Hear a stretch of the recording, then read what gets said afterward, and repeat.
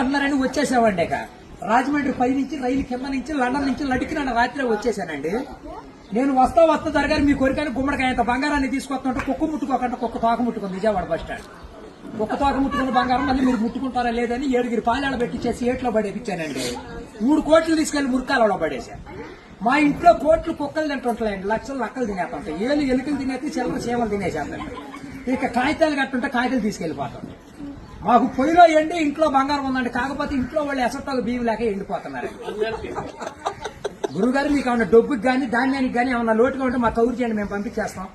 మా అడ్రస్ మండలం మధ్య యాగారం దాని పక్కనే ఉండదండి, మల్లెడికి పక్కన పిల్లడికి మా ఊరు. దానికి మా అడ్రస్ కి సాయంకాలం ఉత్తరం రాసేసి పోస్ట్ లో అయిపోకుండా పొయ్యిలో వేసేయండి. మీరు పరిగెత్తుకుంటూ వచ్చేసి పంటకాలం కాడ 10ంటికి నుంచోండి, నేను 3ంటికి మురికాలలోకి అందించేస్తా డబ్బు. పగిలిపోయిన వాడ మీద వచ్చేస్తాను 10 కోట్లు మరి డబ్బు. అక్కడ గుట్టపని తీసి తట్ట మీద ఆరబెట్టుకోండి. అబ్బో నేను చదువులో కాడ బాగా పాస్ అయ్యామండి. నేను చదువు సంకల వరకు చదివాలండి, గుడింతాలు గుండెల దాకా వచ్చేసి పాఠాలు పాదాల వరకు వచ్చేస్తే ఇంగ్లీష్ ఈదులు అమ్మడ పరిగెట్టేసి చదువు ఎక్కువైపోయి అబ్బాయి గారి సంతకం పెడతాం మర్చిపోయాను. సోనియా గాంధీ గారి దగ్గరికి వెళ్ళి ఉద్యోగం అడిగానండి. రాత్రి రాజీవ్ గాంధీ గారు రాసిచ్చారు ఈ ఊళ్ళో ఉద్యోగం ఎక్కడైతే సంతకాలు చేసే పని ఉండదు.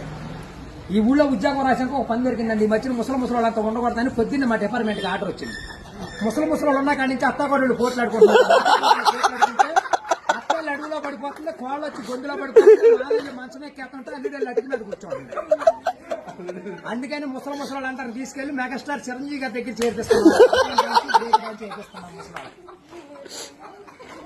గురువు గారు దసరా పండుగ రోజున మా ఊళ్ళో ఏప్రాల్ పందాలు వేపిస్తున్నాను. నాపరాళ్ళ మీద ఏప్రాల్ పోట్లాడుకుంటే నాపరాళ్ళు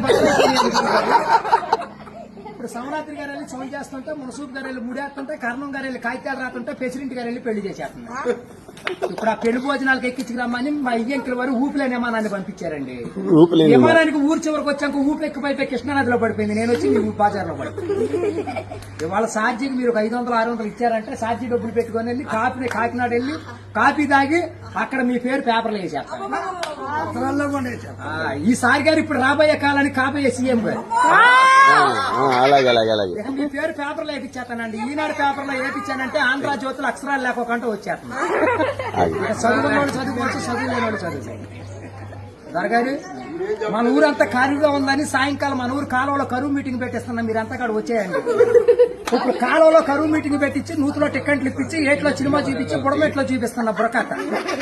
అక్కడ నీటి మీద తామరాకులు వేసి తామరాకుల మీద కుర్చీలు వేసి కుర్చీల మీద కూర్చోబెట్టించి మనిషికి 50,000 లోన్ ఇప్పించారు. 50,000 లోన్